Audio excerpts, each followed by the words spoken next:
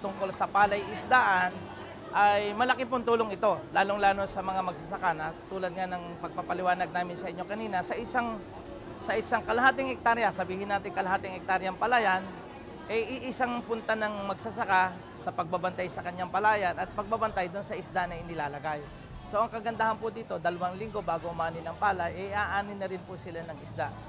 Katulad po doon sa isang sitwasyon kanina na nakita natin yung pong palay tinamaan ng sakit. So that means hindi po siya makakakuha ng potential na 100% na balik galing doon sa kanyang palay. Ngunit meron po siyang pagbabawian, meron po siyang isda na pwedeng i-harvest at pagkakitaan para sa kanyang pamilya. Bahagi na rin ito ng patuloy na pag-aaral sa pagbabagong klima sa mundo. Ayon kay Tibaw, isang organic technician, dapat patuloy na pag-aralan ng mga taong may kinalaman sa sektor ng pagsasaka ang climate change.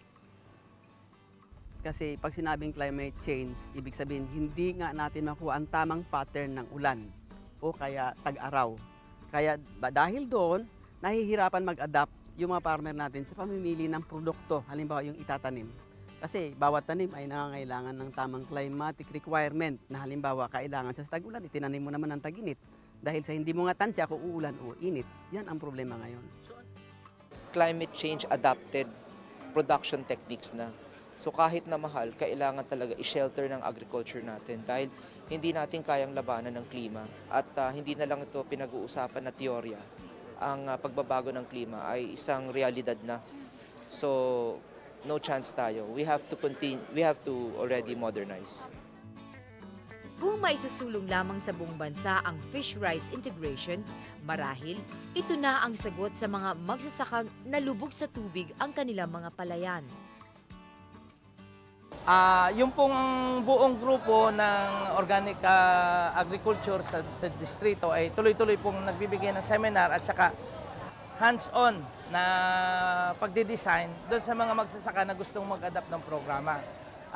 Ang tama nga lang yung sa nakita ninyo na iba po yung nakikita ng tao na meron na po itong katagumpayan at nakikita po nila talaga yung potensyal na talaga pong doble ang kita ng ating mga magsasaka.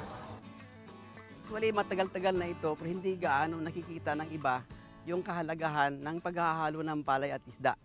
Sa tingin naman namin bilang nag-aaral doon sa organic agriculture ay masyado siyang magandang paraan kasi bukod sa nagkakaroon ng palay ang farmer natin ay nagkakaroon pa ng ulam. Pangalawa, natutulungan yung pagkokontrol ng insekto mismo. Malaki masyado ang gastos ng ating farmer sa pamatay insekto at saka pamatay kuhol na pwede naman ito gawin sa pamagitan ng paghalo ng isda sa loob mismo ng sakahan kasi nakakain ng isda nga ang insekto at saka yung anak ng kuhol. So sa ganong paraan, nadagdagan ng kita ng farmer natin sa pamagitan ng palay at saka isda sa isang lugar lamang at saka isang panahon lamang ng kanyang pag-aalaga. Kasi sa tuwing pupunta siya sa palay o sa isda nga, isang puntahan na lang ay pwede na niyang gawin ito. Ayon kay Hermenegildo Magnaye, mas maganda ang bagong sistema ng palay-isdaan. Malaking bagay itong palay-isdaan.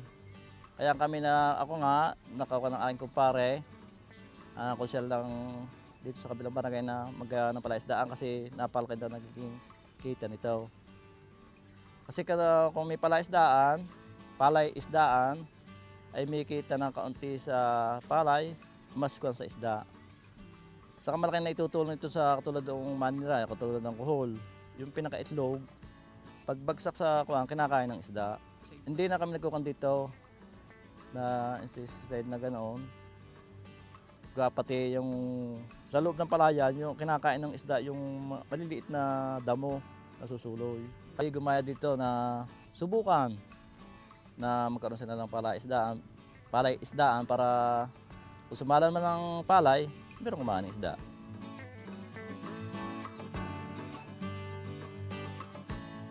Sa maayos at sistematikong pamamaraan na ipinatupad sa lalawigan ng Quezon, naging kaagapay ng Northern Luzon ang sentrong pamilihan upang patuloy na suplayan ng sariwang gulay ang Metro Manila at karatig bayan.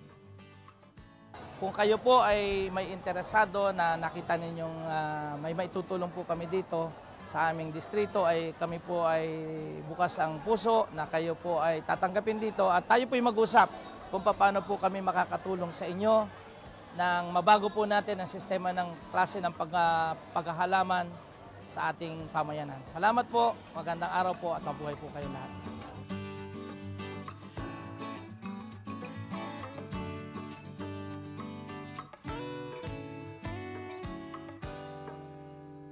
Welcome back sa The Working President.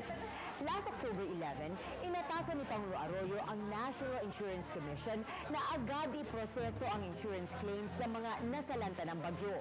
Inatasan din niya ang Department of Justice na bumuo ng isang task force na aalalay sa typhoon victims sa anumang legal na problema na maaari nilang maranasan sa pagproseso ng claims. Samantala, alamin naman natin ang mga proyektong pang-agrikultura dyan sa ika-4 na distrito ng Batangas. Gayon din ang kanilang pamaraan sa paggamit ng organikong pataba sa lupa tulad ng vermiculture. Panoorin natin yan sa Approve.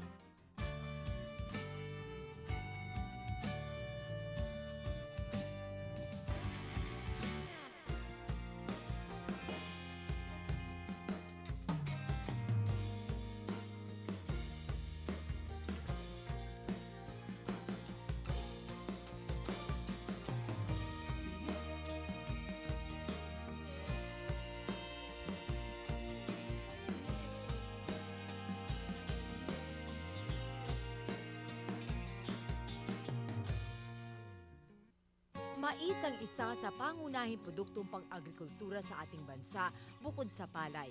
Karamihan sa klase ng mais na itinatanim dito sa Pilipinas ay ginagamit bilang pagkain ng mga hayop tulad ng baka, baboy at manok. Dito sa ika-4 na distrito ng Batangas, matatagpuan ang livestock capital ng bansa, kaya't inuumpisahan ng payabungin dito ang industriya ng pagmamais. Tulad nga ng aming tema na sinasabi namin sa agrikultura, sa tamang agrikultura may pag-asa. Sapagkat kung mali lamang ang sistemang gagawin ng pang-agrikultura, wala din kasaysayan. Kaya ang ginawa namin dito, meron kaming demonstration project ng pagtatanim ng mais. Kung saan nga ay tinuturo namin kung paano pakikinabangan ng magsasaka ang pagtatanim ng mais dito sa ika-4 na distrito. Sapagkat ang mais ay isa sa produktong kung saan pang rehiyon natin kinukuha, samantalang dito ang pinakamalaking konsumo ng mais para sa mga feed mills. Maraming trabaho na ang naibigay ng programa sa pamamagitan ng pagtatanim ng mais. Maganda man ang ani, di maiwasang lumiit ang kita ng mga magsasaka dahil na rin sa paggamit ng imported wheat ng mga feed millers. Mas mura kasi ito kumpara sa mais.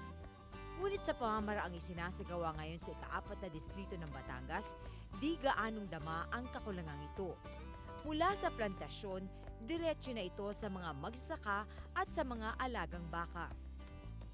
Yan pa ang isang pamamaraan kung paano namang kapag mura yung butil natin ng mais na katulad ngayon na halos break-even lamang, paano gaganahan ang magsasaka kung hindi sila kikita.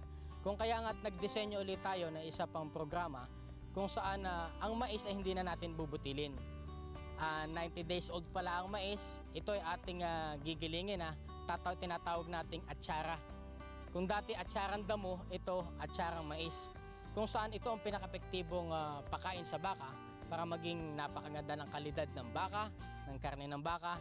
At the same time, kung gagamitin mo ito sa mga gatasang baka ay napakaganda ng magiging resulta. Maganda ang kalidad, yung volume, lalo na dun sa ginagawa natin ngayon na trial natin ng kalabaw. Kung saan yung bupalo ay gagawin nating gatasan. Unting Tokumet, napakarami niyang natutulungan. Para tulad ng mga tao, ganyan, hindi nawawala ng hanap buhay. Dire-diretso ang kanilang pagtatrabaho. Sadyang mapakalaking katulungan ng pagmamais na ito. Kami po dito sa Batangas, sa 4th District ng Batangas, kahit po kami medyo nababalita po namin na bumabagsak ang presyo ng mais, minsan naman po tinatamaan din namin ng magandang presyo, okay lang po kami. Dahil po nagagawan po ng pamahalaan, ng paraan ng ating pamahalaan na bigyan pa rin kami ng kaunting hanap buhay kahit hindi naman po tayo pwedeng mawala ng pag-asa. At ngayon naman po meron pong panibagong programa na kung mura man po ang mais at hindi man kumita, gumagawa rin po sila ng paraan upang yun naman po mga mais namin dito ay kahit mura pa lamang ay pwede namin pitasin at gawin naming pakain sa baka. Kaya po, nagpapasalamat po kami sa programa ng Pangulong Arroyo at ni Congressman Mendoza dahil po sa pamamagitan po ng GMA Corn